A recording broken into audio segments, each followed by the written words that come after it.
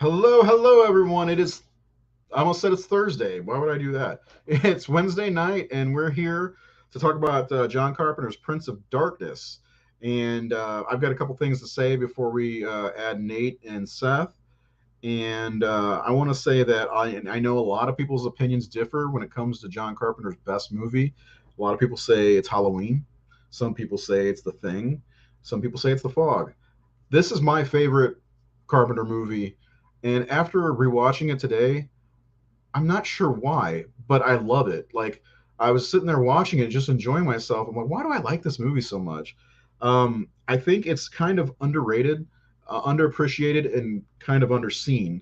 I don't think many people have really seen Prince of Darkness, and I think the people who do and who get what's going on in the movie really kind of have respect for it because it kind of is sandwiched together between one of his most popular movies and which is Big Trouble in Little China, and then a movie like They Live, and it maybe gets kind of lost in the shuffle between those movies because he wasn't really doing that much horror leading up to Prince of Darkness. Because I think the last thing he did before that horror may have been The Thing.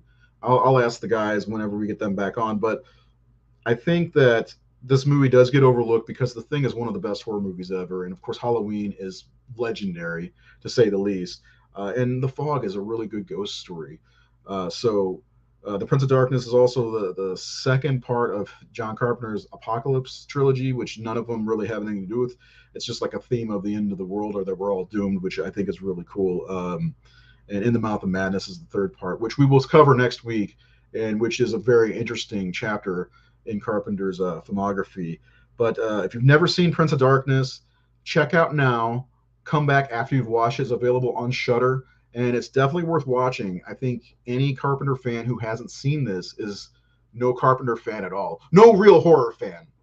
But I love it. I think we all, for the most part, love it.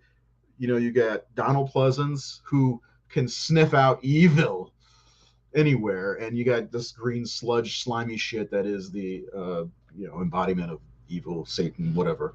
So let's get the guys in, and we'll talk about Prince of Darkness, a movie that I love. And if you've seen it, let me know. Tell me what you think of it in the comments. Let the guys know, because I think it is absolutely 100% underappreciated. Let's ask Nate what he thinks, because he's a radiologist. I am the unnamed priest in the movie, because of course Keith wants me to dress up as Dr. Loomis, so maybe I could just do the priest. What do you think? You didn't sound very excited about doing this one. What are your thoughts? I am not a fan of Prince of Darkness. Yeah, I've watched it 3 times this week. It's a little warmer on it, but I'm really interested to find out why you love it so much, being that it's your favorite Carpenter film, even more than The Thing. Because I know you like The Yeah, Thing a lot. I love The Thing, but I even like The Fog more than I like The Thing, oddly enough. But I got this mad respect for The Thing as probably being the best of Carpenter's movies, and probably one of the best, if not the best, horror film of all time. So, but I don't know, there's something about this movie that I find charming. I like Well, the I know you. science and theology coming together, and it's all kinds of cool stuff happening in this movie. Well, I know you love Italian horror. There's definitely a lot of Italian horror Yeah, influence on this, so maybe that has a lot I agree. to do with it. I Probably, saw a lot of and plus the Fulci and a lot of score. Argento in there. So. The and if I I'll get into this a little bit more, but the score. Helena watched it with me for the first time, and she did not like the spitting stuff, which to me, I was thinking about when this was made, and I thought about how there's a lot of movies that, especially horror, social commentary, and I was thinking about AIDS because they were talking about the one guy being gay and everything, and the exchange of fluids to turn the person. So there's a lot of that I kind of took away from this viewing, but Helena said she's like, boy, this this music is really dooming sounding. I'm like, dooming? She's like, yeah, they're doomed, aren't they? I'm like, yeah, it's caca. Seth, what's up, man? How are you doing? Back Doing in the pretty good. dungeon. That's right. So, I want to get your, like, Nate's, like he said, he's not a big fan of this one. Nate, do you like In the Mouth of Madness? Because that's what we're talking about next week. I love that one. Yeah. Yeah, I think all of us love that one. So we'll have a rowdy good time. That's going to be Seth's standout show because that's his favorite Carpenter, right? That's right. So Seth, What is it go on ahead. your all-time horror? Where does that rank? Good question. Ooh, I'd have to actually. I have to put together a list. Do it, do it, All right. do it. I Is did. it a top 10? Oh, I'm sure. I'm sure. Oh, Okay. Seth, your homework for tonight Yeah. or the next few days, anyway. You know what? Let me look real fast. But Seth, give me your impressions and what you think. I know you like Prince of Darkness, but tell me a little bit more about how you feel and why you like it. I'm gonna look up my top 33 list to see if I know Prince of Darkness is on there. These are just personal favorite movies, not like the best horror movies. Yeah, I think because Elm Street's number one, of course. It is the best horror movie ever made. But go ahead, Seth. Yeah, I love Prince of Darkness. I have it at, I think, number 7 or 8 on my ranking list of Carpenter's works. I think Carpenter does really good with siege movies, and this is kind of a siege movie. Absolutely. And it also has. I don't know any other siege it has, movies he's made though. Well, there's one that there's one that you're kind of avoiding. Like,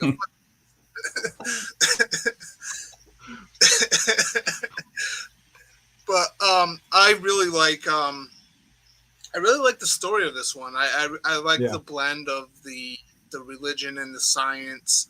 I like the slow build. I love the score for it, and I think it's a movie too that it successfully, because it's very slow paced starting off, but it really I love a slow burn. It really builds the tension, and then when stuff starts to happen, it really happens, and it just kicks off from there. Yeah, I kicked in the dick. I love the ending. Yeah, I love the ending. You know, there's a lot of stuff we'll probably get into, but like, you know, with the one chick who kind of sacrifices herself going through and then reappearing as the new figure at the end that they seen from the year 1999. You know, it's, I don't know. There's just something really, I have a lot of fun when I watch this movie. For me personally, it goes by really fast, and it's just, I never get bored with it. I like the characters. I think there's a good ensemble of characters here. I do too, and it's funny because that was some of the complaints of this movie, where there was no character development and there was too many characters. I'm like, I don't know about that. Maybe not development wise, but I do like the characters. Go ahead, finish with your thought, then I'm going to tell you. I've got 5 Carpenter movies on my top 50 list right here. I'm going to tell you where they fall.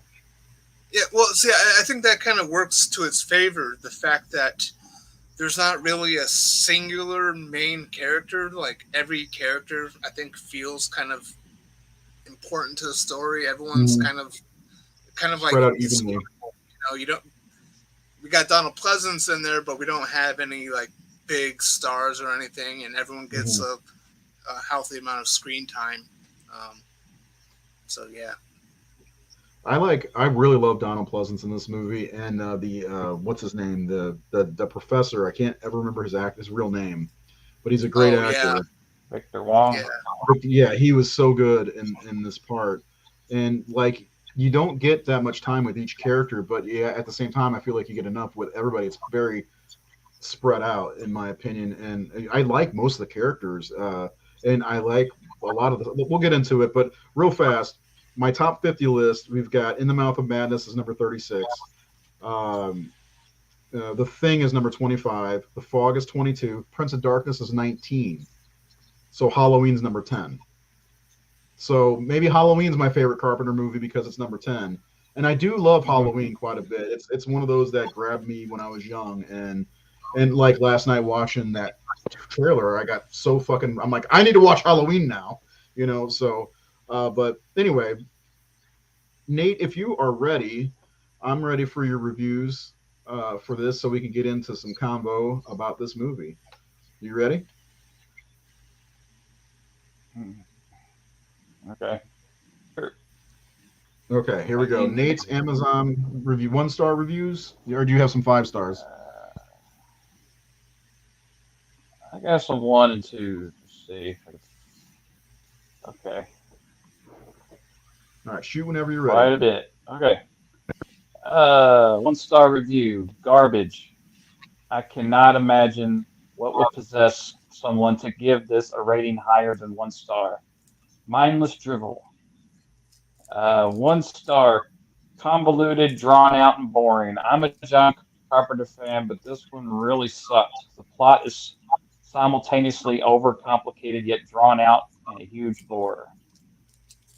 Let's see. One of the worst movies I've ever had the displeasure of suffering through. This is what happens when someone who thinks they're exceptionally smart and creative comes up with a concept first and then spends an entire movie coming up with creepy visuals to convey the concept to the audience. It's really just a mishmash of absurdities and silly, unrelated scenes. Spoiler alert beyond here, I did learn that all it takes to defeat a 7 million-year-old almighty and omniscient evil spirit, Satan's dad apparently, is to break the mirror that he's hiding behind. Yeah, that sounds like an oversimplification of what happened, but whatever. 1 star, terrible. Yikes, what an 80s piece of shit. Awful. The only award this movie would ever get is one for the worst film of all time. I wish there was something positive to say about it, but there isn't. It's genuinely that bad in every respect. Avoid. Great movie. Oh, sorry. Um, let's see. Pretty lame. Maybe I'm spoiled by big budget sci-fi films, but I thought this movie kind of stunk. It felt and looked like a TV movie and wasn't scary at all. The best, funniest part was how no one could remember the one lady's name or face, and everyone described her the same way. The one with the glasses. Oh, her. Haven't seen her. um, Lame, boring, and incoherent script. I'd have given this movie 0 stars had been offered the option because the script was lame, special effects cheesy, amateur acting, incoherent dialogue, director brain dead, boring, uncredible, an insult to the screen, and that's being nice about it. On the positive side, I watched the nature movie to wait to see any aspect to its redemption, none found. And yes, I know one fool who actually bought this DVD. Double Let's bubble, talk. toiled in trouble, goes the bad, the blue bottle.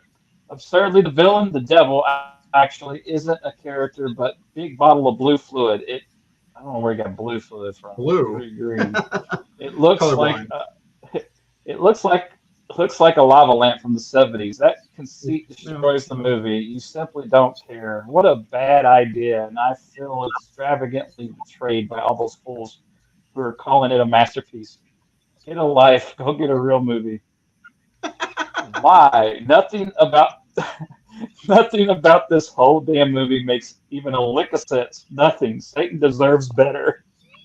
oh my God. Horrible, and it was literally a horror. This is probably one of the worst horror films I have ever seen. Not one of the actors could act decently. I would have thought John Carpenter could have at least attracted some talented actors.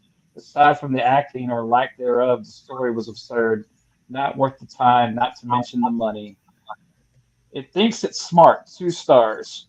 It's not smart though. Movie about anti-God and anti-life entity boils down to long-winded sophomoric rants. This movie is anti-good and anti-entertaining. Blah compared to his other better films. By far the worst John Carpenter film I've ever seen. No, it He's a isn't. masterful storyteller, but here you can tell he didn't know what to show for entire sections of his runtime except to cut to leering homeless people for the 17th time. Not good, though it would be interesting, but it wasn't. Could have bought a half pack of Bud Light with the money. Meh. So boring. One of the last real Carpenter movies in look and feel was also one of his most convoluted and meandering, interesting concept, but the execution is unfocused. For completists, but not necessarily viewing like The Thing, Escape from New York, Halloween, They Live, and others. That's it. That wasn't too bad of a review. I could see the person's point in that one, but I don't know. Like, there is a lot of stuff where they're running around and getting stuff set up, and there's a lot of not much happening. I will say that, but I don't know. That's part of the realism to the movie, in my opinion. Like we've got these college students, I guess, who are working together with other departments, and there's just a lot of moving pieces. Anyway, thank you for doing Yeah. those. You are a real horror fan. We'll get into those eventually. I think that's a cool idea for a segment. A true horror fan or whatever it was, because of what were we talking about anyway? I forgot already. That box set, right? Oh, Keith had posted about a box set of Paranormal Activity, and someone said no real horror fans would buy that crap. And he said something back, and they said, "Oh, you probably think that Hereditary is a masterpiece, and true horror fans don't Matter of like fact, that he stuff." does. Or yeah. That's So we that's were just like stupid. joking for about 2 hours on true horror fans. Yeah, you guys were doing that. I was at Six Flags riding rides and shit, and like I'm on one of the roller coasters, and my phone goes ba-ding, ba-ding, ba-ding, like that. I'm like, what the fuck is going on? Oh man! But then I got to read most of it. And yeah, it's good stuff. I mean, we should do a whole like episode one day of what a true horror fan is. And well, let me tell you what a true horror fan is. Anybody who likes scary movies, really, right? Like there's I don't like, what do you call that, gatekeeping? Because it There's is. just horror fan. Yeah, it's gatekeeping bullshit, and people Yeah, go fuck who don't yourself. understand that their opinion isn't the mass opinion. Well, they That's really think what they it is. know Like, it. Like, yeah. yeah, like I mean, I have opinion. We all have opinion, but I'm not stupid enough to think that just because I love a movie that everyone has to love that movie, or I hate a movie, everyone has to hate that movie, No, I see and things a that little bit differently. yeah, Like I don't see, like if I watch a movie like this, for instance, I watch it and I have a good time with it. I enjoy the characters, the story. I love the score of this. This is one of my favorite Carpenter scored movies. And like I sit there and think to myself, how could somebody not like this? But I don't sit there and think you're not a real horror fan if you don't like John Carpenter's Prince of Darkness. So Nate, you're not a real horror fan, man. yeah. But anyway, um, I want to get some like, you're the kind of the outcast, but the one that doesn't really like this as much as Seth and I. So I want to get some idea of what you have, like what your issues are with the movie, and why it didn't like click with you, if you don't mind. Well, I did find it very. I mean, I think John, I commend John on wanting to do something different and being free because he was very free on this movie. Yeah. But he even admits that most of the stuff he's doing and it's just mumble jumble bullshit that he doesn't even have an answer for. Like, I was just into quantum physics and shit, and I just decided to make a movie about Yeah, he was science studying and quantum physics at religion, the which is time, wasn't cool. he? Yeah. Yeah, he was really into it, and he decided to make a movie around that and something that Deborah Hill told him about, a nightmare about a guy, dark figure coming out of a church. So he made this movie, and he admits, like, oh, I just threw that in because it was creepy. It's a horror movie. It doesn't really matter. And, like, so I kind of like that he doesn't care. Oh, shit. I like that he doesn't care that things don't make sense. Yeah, but we're it, Problem. You don't have any clue of what, like when you're just making nonsense. Seth, is he breaking up bad on your end? Yeah. to be. Nate, you're breaking up pretty bad again.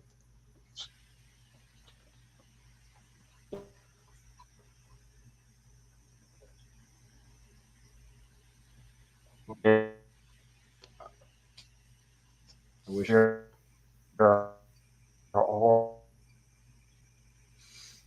He dropped out. Prince of Darkness. I like it's a decent Carpenter movie, not quite Halloween thing, Christine level, but better than several Carpenter movies. Okay, and then I don't think I've ever heard of that one. Yeah, it's on Shudder. In the Mouth of Madness is too. So check those out if you've never seen those. Definitely worth the watch. Well, until we get Nate back, if we do, oh, there he comes. Well, I'll wait till there he goes. Nathan Thomas Milliner. Is your internet connection bad today?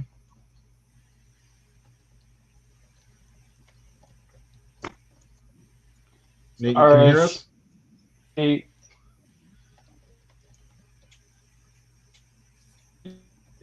Connection again. Fiber optics.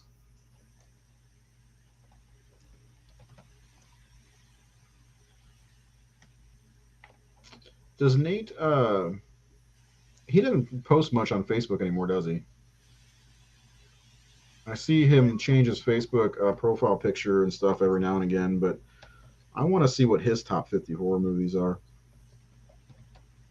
If you can hear me typing, I'm typing mine up right now on Facebook because I want people to get mad and be like, "Where's Evil Dead?" And I'll be like, "Where's your manners?" Seth, go ahead and tell us some of the things you like about the movie if you can, because Nate's like his internet's really not doing great today.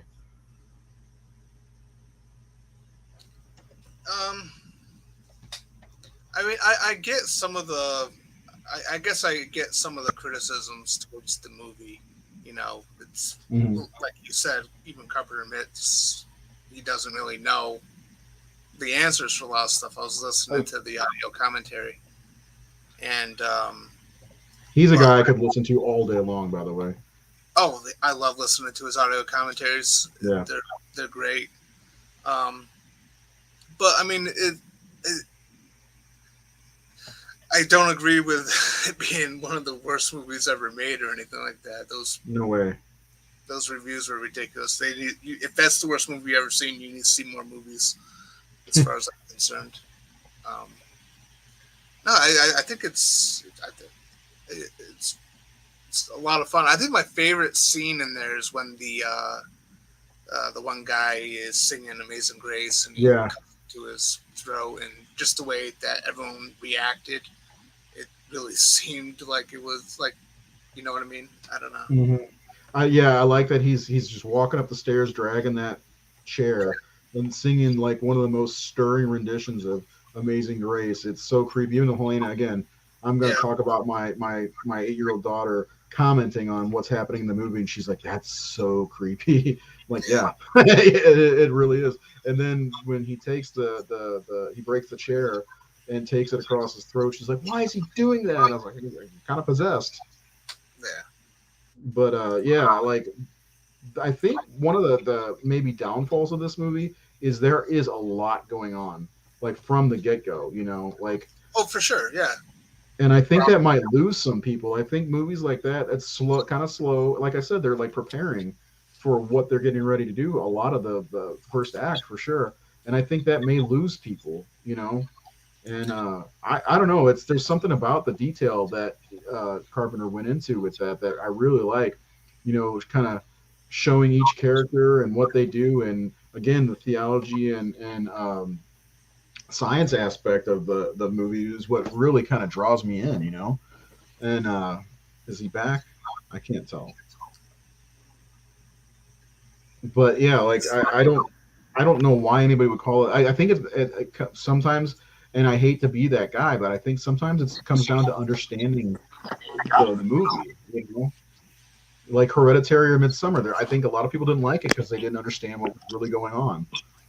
So I could be wrong, but I understand this movie.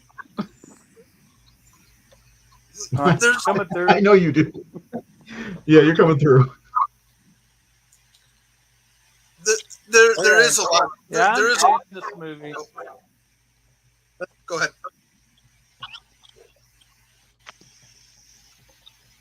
Oh, what? I don't even know what the fuck is going on anymore. You're going, Nate. Go ahead. We can hear you. Am I on? Yeah, Oh, go ahead. I get in pieces of what you said. I think there's way too many fucking characters. I do not think they're very developed. I think there's a lot of talk about there's something happening, and a lot of characters standing around going, "Why are we here? What are we doing? What's going on? What is this about?" And I just felt like, and while I do like the theme, it is very extremely repetitive. Where it's like to that, like the last half hour, I just feel like the same fucking thing going ding ding ding ding ding ding ding ding. It's like I've heard this a bunch. Let's do something else with it. So I mean, when you get down to brass tacks, it's just kind of a weird Italian zombie movie in some ways. I think. Yeah, kind of. That's what it feels like to me, and I don't necessarily find it extremely exciting or entertaining, and I don't care for any of the characters because I don't really know any of them, and some of the dialogue's really bad. Some of the characters are just there to die or to be turned into zombies in many ways. Yeah. Do you think that? And so, unlike we talked about Thing last week, Thing has some great characters that I care about. Yeah, but there's not like a shit ton. I don't know. I think that was just where I got. Like yeah, and what the Thing? Yeah. I think the Thing has like 12 characters, and this movie seems to have like 20. Yeah, it's a lot. So it's like they keep coming in. Plus. It's a lot, and I thought, yeah, and I just felt like, why are they keep adding more people in this movie? Why are there more characters coming in? And I don't necessarily know what everyone's doing or why they're there. There's a few people I understand why, but it felt like a lot of it were cannon fodder people in many ways. Yeah, I could see that. I could see that. And it felt like a slasher zombie movie done in a different, unique way. In some way, and the slasher is like this entity that's turning people into zombie killers or whatever the hell they are, and possession or what I do like is that something that this movie relates to the movie I just did was that I like that he doesn't explain exactly what it is, and that it isn't Satan. It's not the devil. It's the anti-God. It's something else. It's something that we don't understand. It's not. I like that because in my new movie, I have an ultimate evil thing, but I didn't want to give it a name, and I didn't want to say, well, it's God, or it's Satan, it's this, it's that, because, you have to rely on religion, which this movie's saying what you know of religion is not 100% trustworthy, just as your science isn't trustworthy. Like, that's what I like about the film, is that they're saying, this is beyond our comprehension, and you got to forget about what makes sense and what's common sense, and that's where you make your mistakes, is using your common sense with this. And I like that. And so when I did my film, I did kind of have that, where I don't want to say what it is or who it is, or because it's beyond our understanding, and it's something older than we understand. And that's, all our religion just spawns from ancient beliefs and ancient things. So I like that he's playing with that in this movie. And I like that being this goo in a cylinder, like the Ninja Turtles came from, I don't know. Secretly used. But at least it was different, not just some demon character that gets kind of old. Yeah. That I like about it, I just don't feel the movie is extremely entertaining, I guess. And that's really what John Carpenter is usually more entertaining than this, I feel. especially if you're coming after, like you said, Big Trouble in Little China, which is one of the most entertaining movies you ever made. I know you don't like it. and It's one of the funnest movies either. I've never liked it. I never understood it. I never got like why. Again, I think I think part of it is because I saw it as an adult, not as a kid. And I know that adults are still entertained by it, but I also think some of it may have to do with the nostalgia factor because I watched it as a 35-year-old and went, why do people like this movie? Oh, it's very corny and cheesy at times, but it's just fun. And then They Live is over the top silliness again, an entertaining movie. Yeah. I do like the gloom and doom feel that your daughter mentioned. You know, it does. I mean, it's supposed to be a end of the world movie. Yeah. But I think that's really what it is with me. I think you have to watch it a few times to understand what the hell is really going on because there is so much exposition being said between characters. But there's so many conversations that are happening, and half the characters are like, I don't know why we're here, what's going on. Yeah.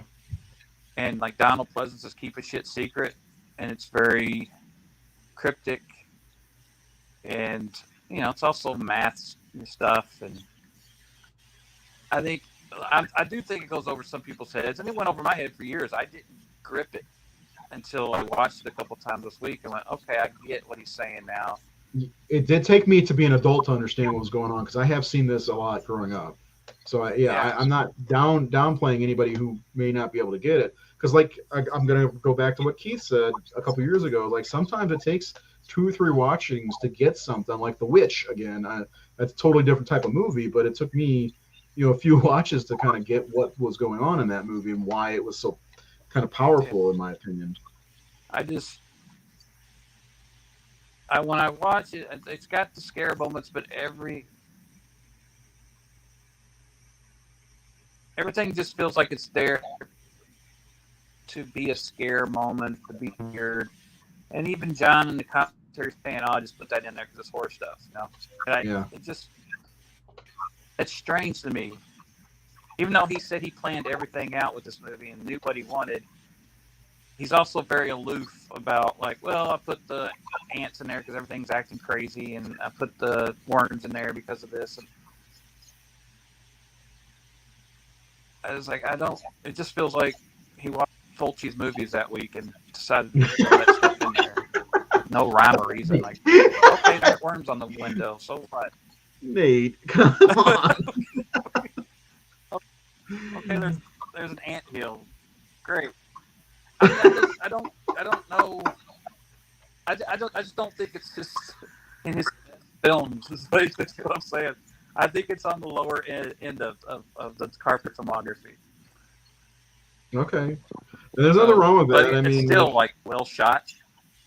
Art direction. Well, I wanted to say something about that because there were times that it kind of reminded me of one of his older movies, maybe even a little bit of Halloween in there. I don't know what it was about it when I was watching it today, but I kind of was thinking this is shot like an older Carpenter, his older stuff. Not to say that he changed that much over time, but there was something about it that kind of felt more like a retro Carpenter. After some of the critics. Yeah, it did. One of the criticisms I read said it was the last movie that looked like a John Carpenter movie, and it did. It still had that look of the fog and the thing, and that look that we know of, the Dean Cundy look or whatever. I mean, he didn't shoot all of it, but it did. They Live didn't look like that, and Big Trouble in Little China didn't look like that. Nope. And I don't think anything after those movies, after Prince of Darkness, looked like that. And that's what I was saying. It kind of I don't. Of an old Carpenter. I don't want to say it's a bad movie. I think it's more of he had a particular movie in mind that he wanted to make, and it was going to be a very small percentage of people who were going to dig it, and that's kind of how it was. I think it's definitely a cult hit. I think it has its followers. And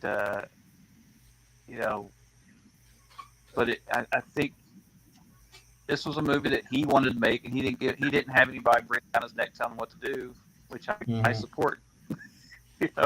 he was tired of the studio system and wanted to make something outside of the studio again. And this was Carpenter having fun. I know he had a lot of fun making it. It looks like he did. I wish I loved it, but I don't hate it. I don't hate it or anything. I don't find it to be one of his best films. Do you hate anything? I mean, really? Yeah, there's some things I don't like. But I mean, there's nothing about this movie to hate. When people say it's the worst movie I've ever seen or I hate it, like there's nothing in it that I hate. I mean, maybe the caca. That's caca. That was some bad dialogue and acting there. When they were on the brink of a discovery. Like, I don't know. It just felt like, all right, hurry up and kill the guy. Have soothing radiology glasses come out, that's such a weird piece of dialogue, but I do find it funny that probably the hottest girl there is like no one remembers her name. I guess since she's married. Well, she turns a guy down pretty fast. But you guys talk about it because she's married, right? I don't remember. Was she married, Seth? I think she said she was married. Maybe she just said that because she didn't want that guy hitting on her. I have lied about being married. I lied about being married not too long ago. I also just found the Simon and Simon guy very entertaining. I didn't watch that show either. Simon and Simon? What's that? Mustache guy, whatever his name is. He was on Simon and Simon, a TV show back in the 80s.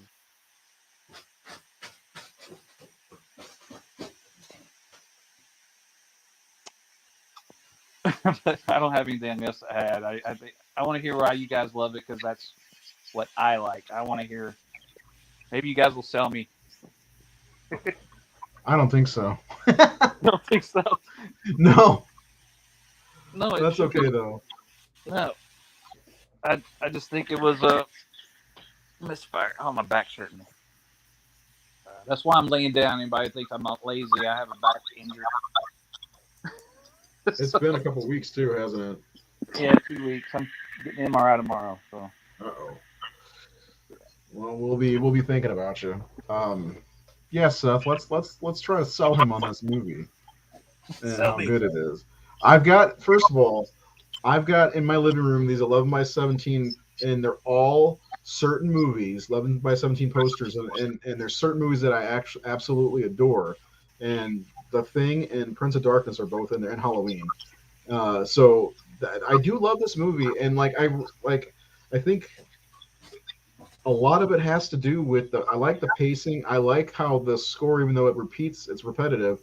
I like how fucking doom feeling, you get this dread feeling throughout the movie, and it feels like you know what it reminds me of, and this might not be a fair, The Dark Knight, where the Dark Knight's score just kept, it was very the same, kept like building, it felt like it was building towards something, and then The Dark Knight had a shit payoff, but in my opinion. The score is very dreadful and keeps it going like that. You have that. And from the get-go too. He does an underscoring on this movie, and it's there. But yeah, you definitely get the doom and gloom feel of the movie. That something bad is really happening. I also didn't mention Alice Cooper, who I'm a fucking huge fan of. He's in my top 10 favorite artists of all time, and so to see Alice Cooper in a horror movie was cool. Although.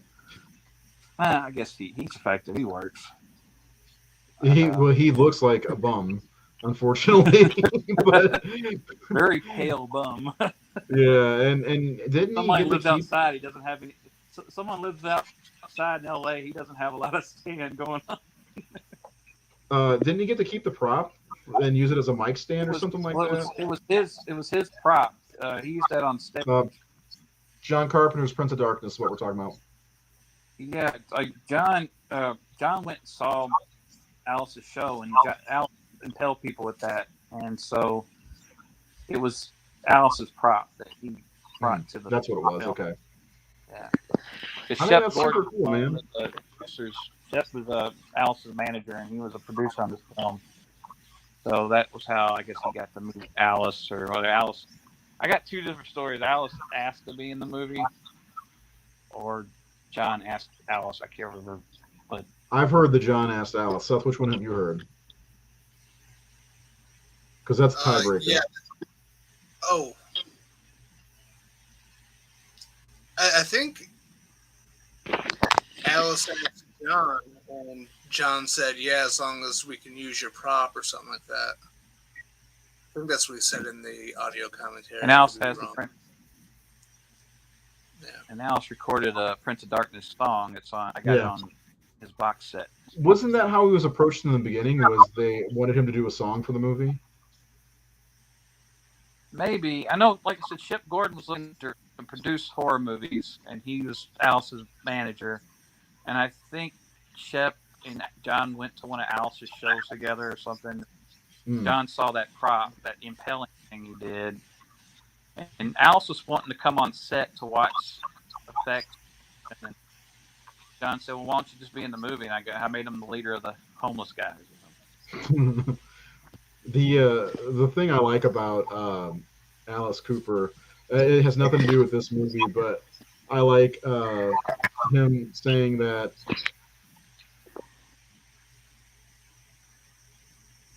I knew they'd find a way for them to blame Freddy on me, and because he was in Freddy's Dead. I always liked that.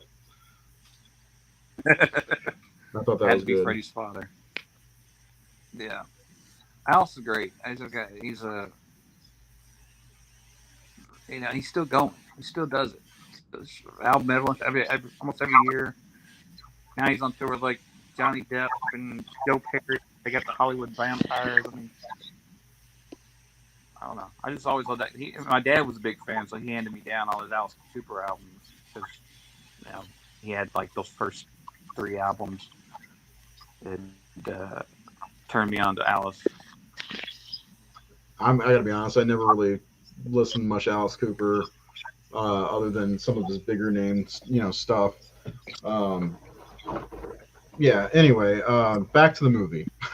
Seth, help me sell this movie to Nate. He's got to go in a few minutes to do his thing. Yeah. Well, I don't know if I could sell it to him.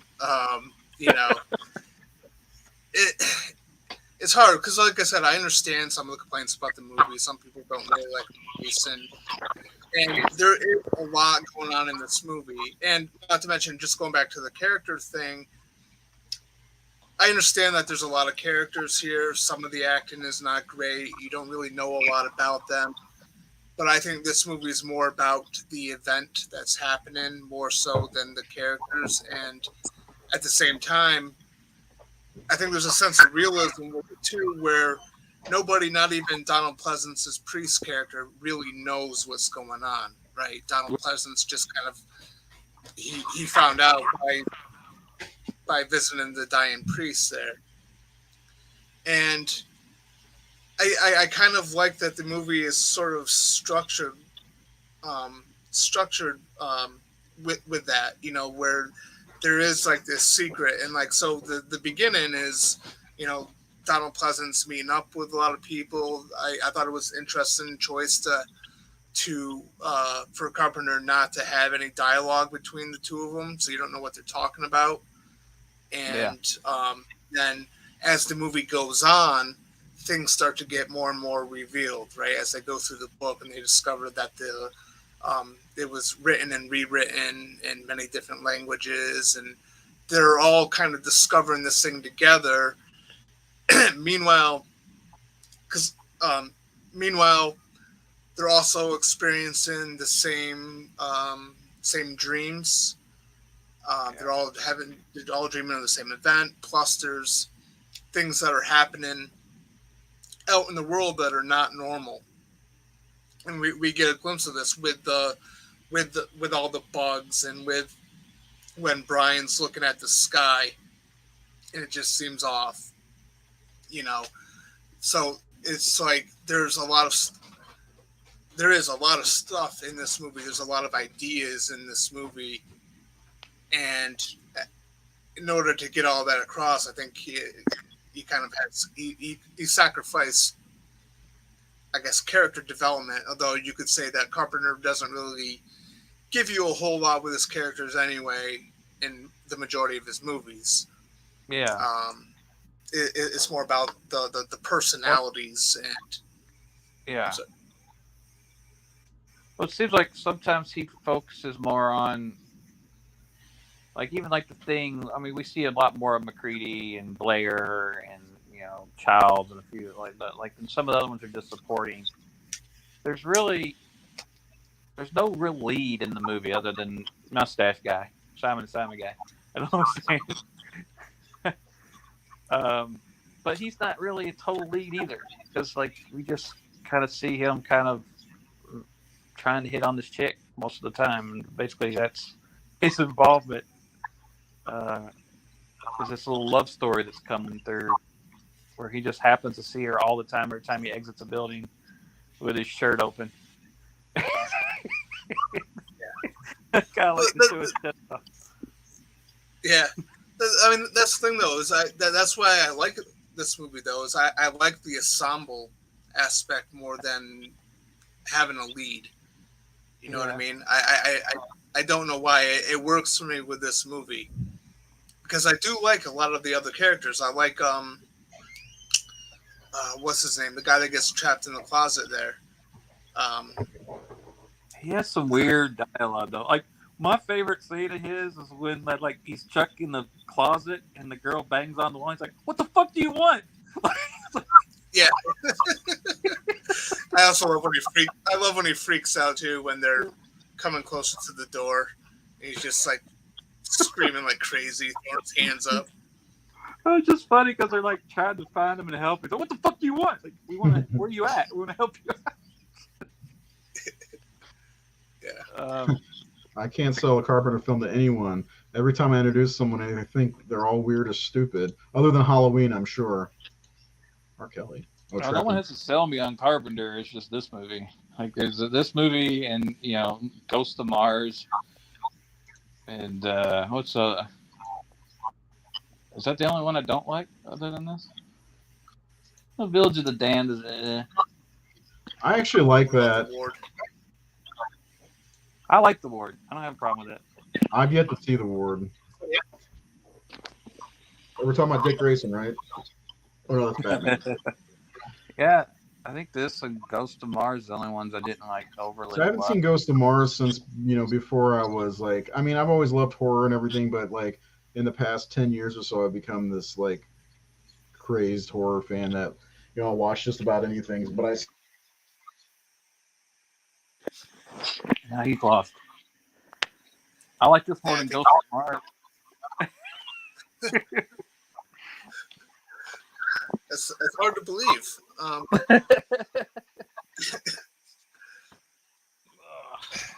I can't even tap my damn. I need a new laptop. See if my girlfriend, who makes all the money, can buy me one. Hey, can you buy me a new laptop? It's for work. Anyway, did you sell them on it while I was using the bathroom? No, I don't think I have.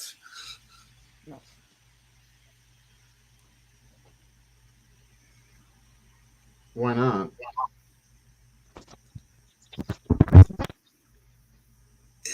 Well, one, it's Nate. I mean,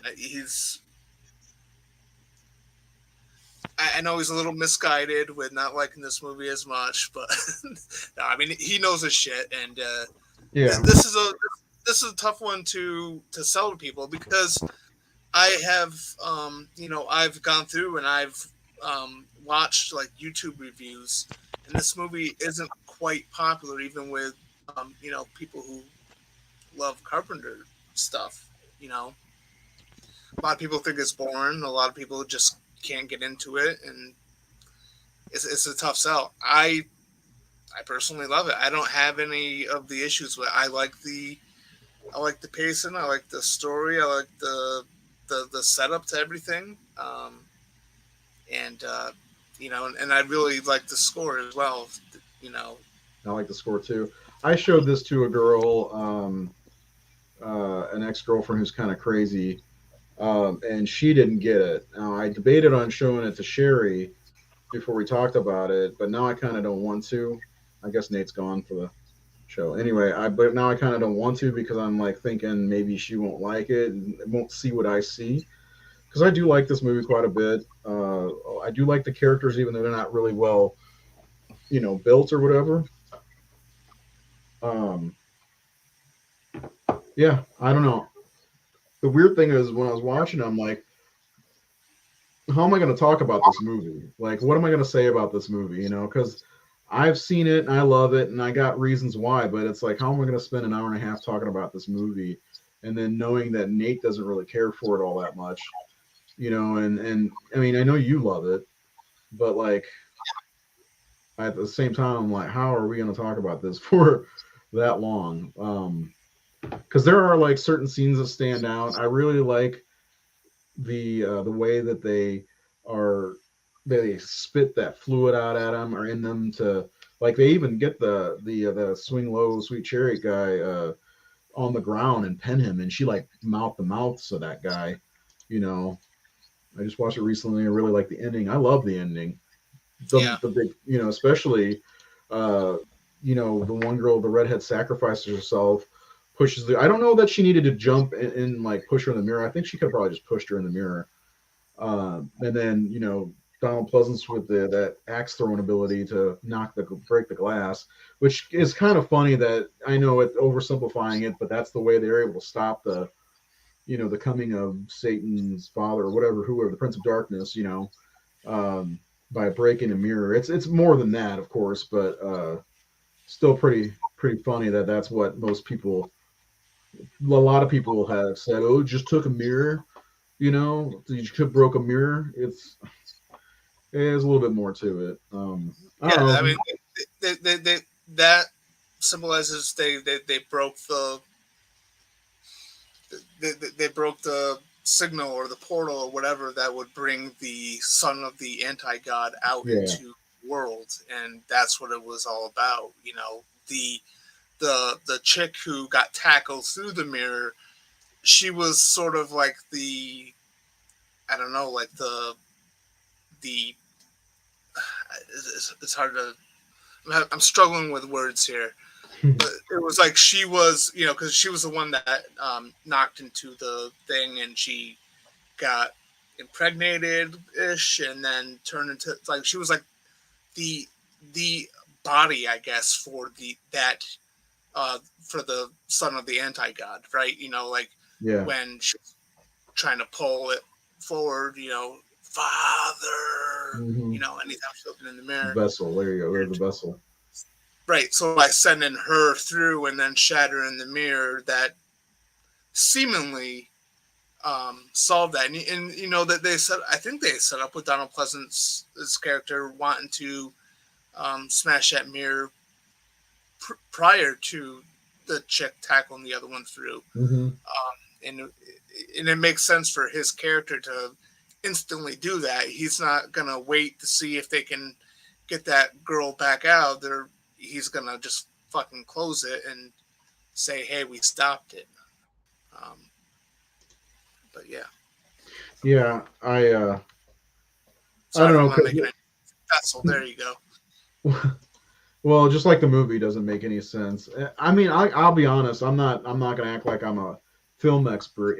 I've been watching Prince of Darkness, and the way I got introduced to it was there was a like a Halloween soundtrack CD that I got in like 1999, and Prince of Darkness was on there. And me being the guy who loved Hammer growing up, thought, oh, it's the score from, or the main theme from Dracula, Prince of Darkness.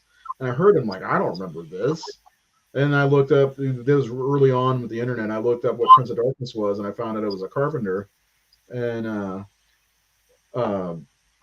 was like, okay, I guess I need to see this. Went up to the local video store.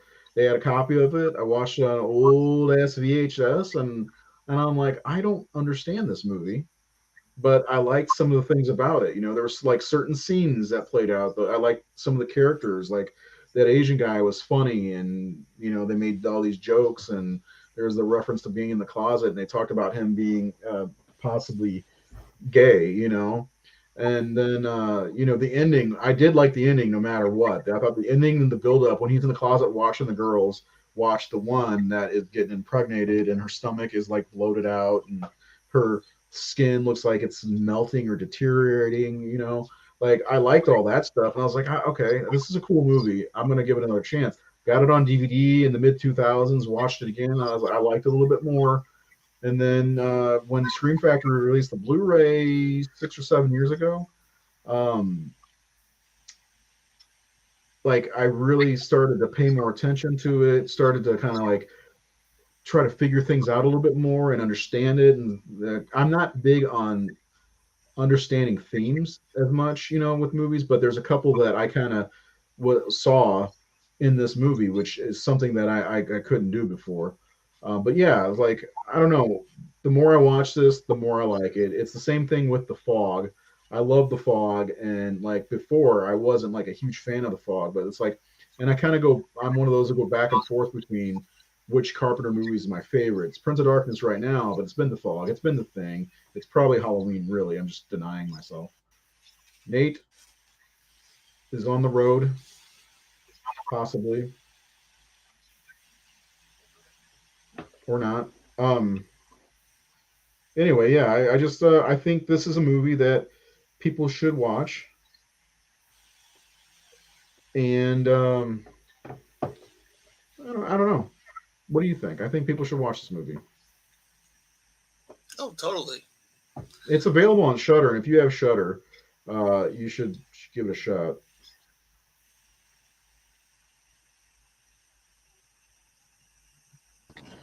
Do you have Shudder, Nate? How about you? Yeah, I got it.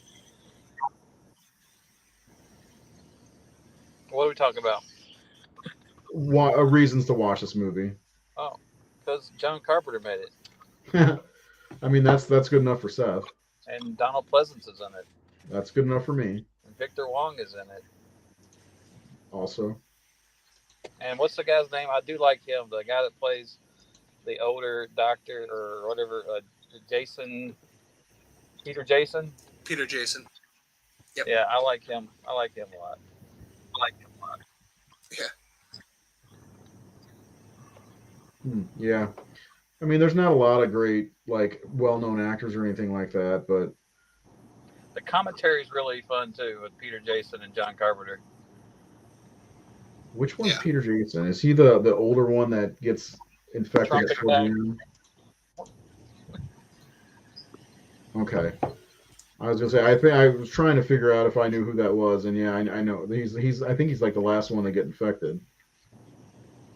Yeah, one Yeah. of them. He's in a lot of He's, John's. he's in like almost every one of John's later movies. Is he? Yeah. Well, I'm not a huge Or almost Carpenter buff like you guys are, or at least Change I that. know. I should. Yeah. Okay. It all starts with slow pacing 14, buddy. Is that right? Well, I mean, technically, well, you can watch Dark Star, but yeah, watch Assault. You'll love it. I need to watch it. I know it's become like a running thing, but like it's I don't know. I like Carpenter's work. I mean, he does have a distinct style, especially from '78 or whatever to 1994 or something like that. Because Vampires, I didn't even know that was John Carpenter's movie until I had to look at it. Because that doesn't feel like a Carpenter. Am I the only one thinking that doesn't feel like a Carpenter movie? Vampires? Yeah. What was that? I don't know.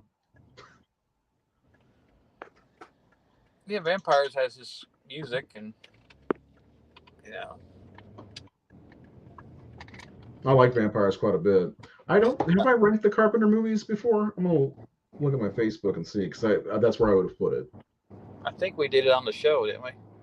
Well, yeah, but like I don't remember if I, did a personal, because I've not seen all of his movies.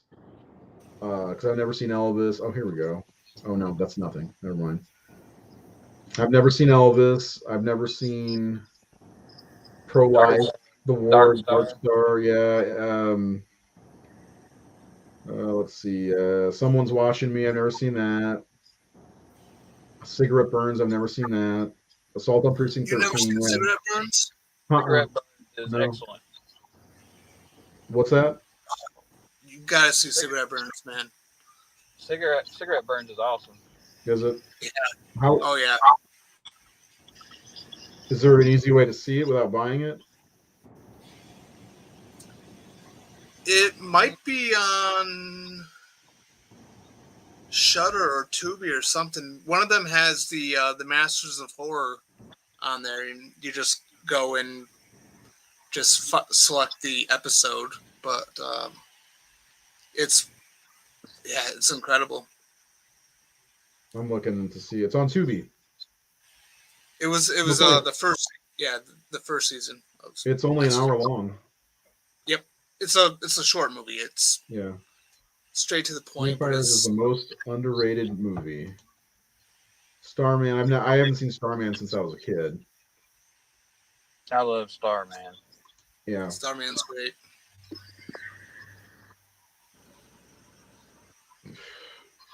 I'm a little distracted right now. I'm sorry.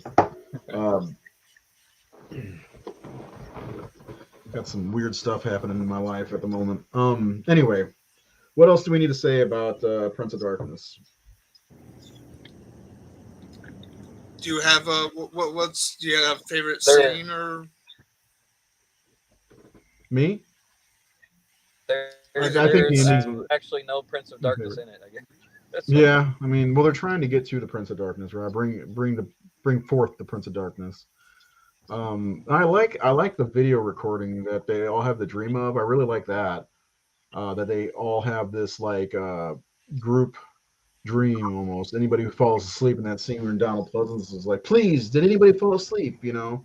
But really, the payoff is what I really like, and of course, the scene you mentioned with the guy with the chair and cuts his own throat and shit. That's some cool stuff, man. Yeah, that's true. The scene of cutting the arm and head were great. Yeah, I agree with that too. Yeah, like when she puts it back on. And kind of regrows that other hand, I think, because the other hand goes into the void portal thing, right? The water. Yeah. I don't know. Technically, I like the chick that's got a Go ahead, Nate. the girl had the bruise on her arm. It's the Blue Oyster Cult logo. Oh, it's just a bruise. BOC. BOC.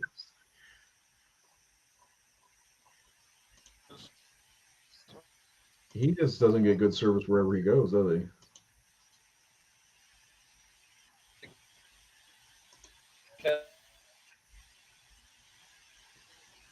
Comes in and Victor Wong's talking to him, just conversation. And apparently Victor Wong did that in reality, and Peter Jason was like, "Where's he going?" It was real. It was improvised, I guess.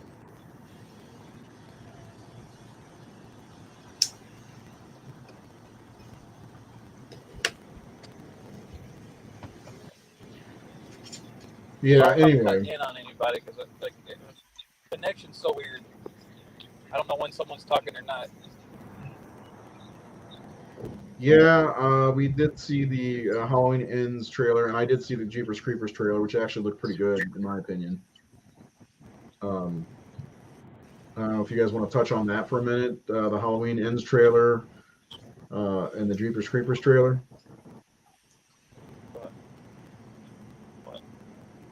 I know Seth's got a lot to say about the Halloween Ends trailer because he's got a lot of theories, and I'm sure running through his head, like evil dying sometime in the evening. What was it you said? I said my primary prediction is that evil will die sometime in the evening, and that Tommy prematurely announced the evil's departure 4 years too early, something like that. Yeah. And I think the bartender's gonna pop up every 5 minutes. Like, I remember that guy back in '78. Yeah. Didn't the bartender live?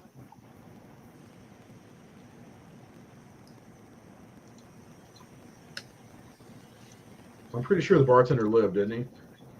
Yeah. Okay. Well, you guys want to wrap up the show for the night? Alex said Facebook didn't notify him. That's okay. No big deal. The show's still there. Anybody can watch it at any point in time. It's more fun if you could watch us while we're live. Well, generally, it's more fun. It depends on your point of view, I guess. But thanks for coming out anyway, Alex. Is there anyone left in Haddonfield? Yeah, apparently Jamie Lee Curtis and Allison are still there, whatever her name is. Andy, what's her name? It's Allison, right? And, Yeah. yeah, Allison. Yeah. And Lindsay Wallace. I think you said that. Did she live? Yeah. Yeah. I couldn't remember. I gotta watch Halloween Kills again And at some point. Will Patton's character's still alive too, right? Yeah, Hawkins. Yeah. I saw him in the trailer. So I posted just for you guys, you two. I'd like to see your top 50 horror movies. Somebody gave me their top 26 on I posted the list on Facebook, and Friday the 13th Part 5 makes an appearance at number 7 on this guy's list. That's interesting. It's very bold, but it's about your favorites, you know. Interesting. Anyway, let's do some final thoughts on Prince of Darkness and wrap this guy up. Next week we're going to be doing In the Mouth of Madness. Hopefully, Seth will talk. Is this new character Corey being controlled by Michael Myers? Yeah, is that the one with the 4 fingers? Is that Corey, the Corey guy, you think? Or is it Ben Tramer? Careful, Nate. Yeah. Good. See you win some. Hurts. Well, give us your final thoughts on Prince of Darkness so we can wrap this one up and get ready for In the Mouth of Madness next week. I got through it so I can watch In the Mouth of Madness.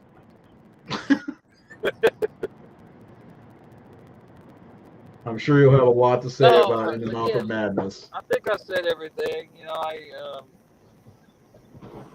I like any time a filmmaker gets to do what they want to do without any, you know, anybody being pushed around or forced to do this, forced to do that. And, you know, so, and like I said, I got a good commentary. I got to listen to John Carpenter talk about making a movie he had fun with for, you know, an hour and a half. So that was Yeah. I need to watch that. I love hearing Carpenter talk. Yeah, I enjoy him and his. I mean, he teases Peter Jason the whole time, and so I mean, it's a lot of fun. Like I usually like him and Kurtz are great, but this was a really fun one because he teases Peter. I guess since they made like 5 movies together, 6 movies, but it was fun. So I enjoyed the commentary. Okay, Seth, this comment is going to be good for you. In the Mouth of Madness is his most overrated movie. We'll have to get into that next week. I disagree. I actually think Halloween is his most overrated movie. No, in the Big Trouble in Little China is his most overrated movie. My final thoughts are I'm going to watch this movie again with commentary. I love it. I like the pacing. I like the score. I love the ending and a few key scenes. Donald Pleasance, I love him.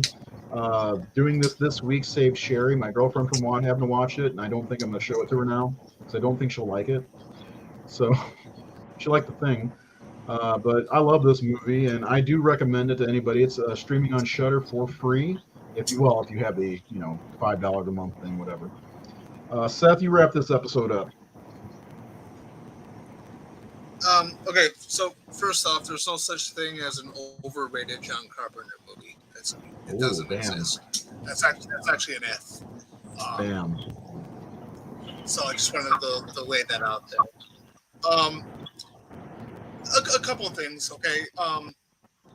Technically, there is a Prince of Darkness in this movie. I mean, it was in it was in the container, and then it took over the one chick there. That was the vessel, right?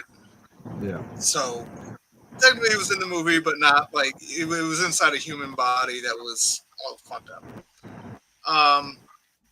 I absolutely love this. The Prince of Darkness. What's that? Sorry, I talked over you. No, it's okay. Go ahead. I was just saying the Prince of Darkness is the devil, right? But this isn't the devil. Is it? Right. That's Right. Yeah. No, you got a point there because even he made it a point in the commentary to point out that this isn't Satan, this isn't Lucifer, this is the anti-god and the son of the anti-god. So it's a totally separate thing. So I get what you're saying about that. Just I think what the title references is that being that inhabited that one chick. I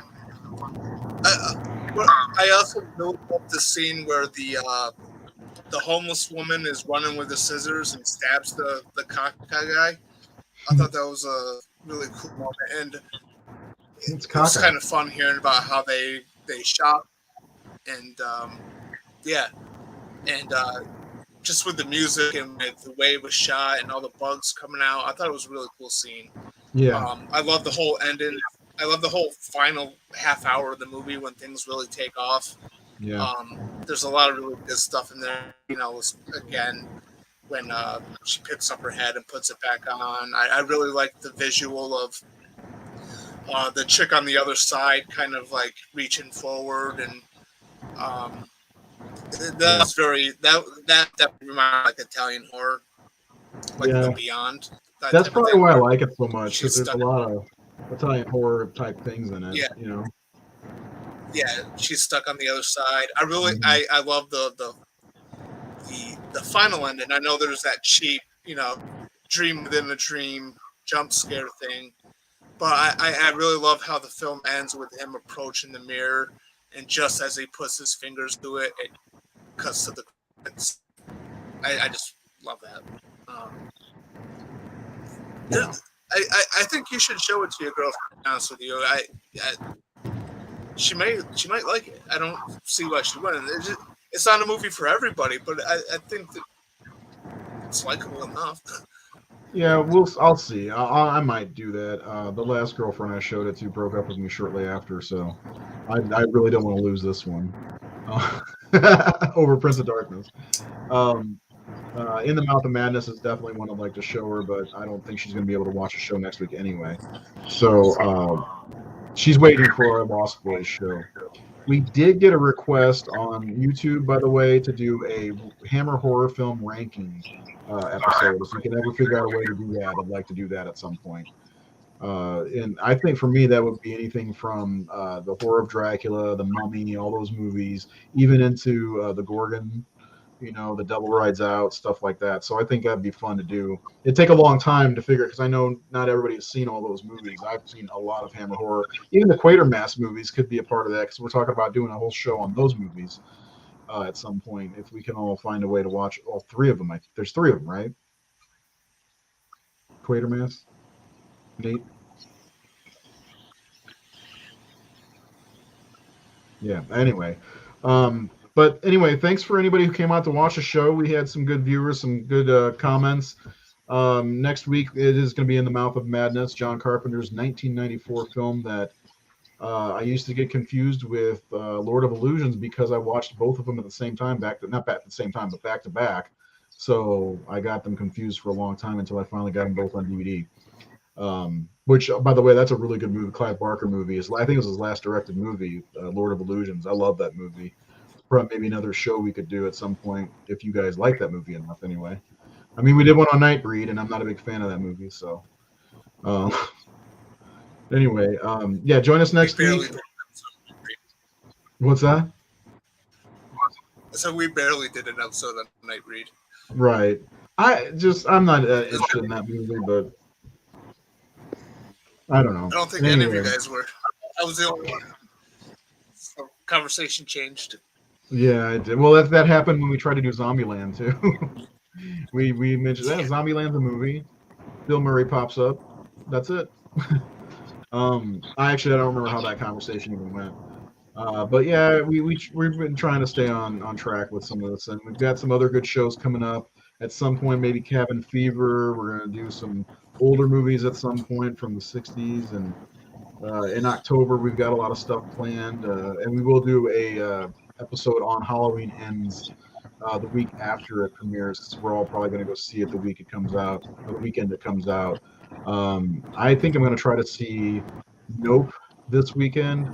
Sherry told me she wanted to see it, but she keeps watching things without me, so maybe I should say I'm gonna watch it without you.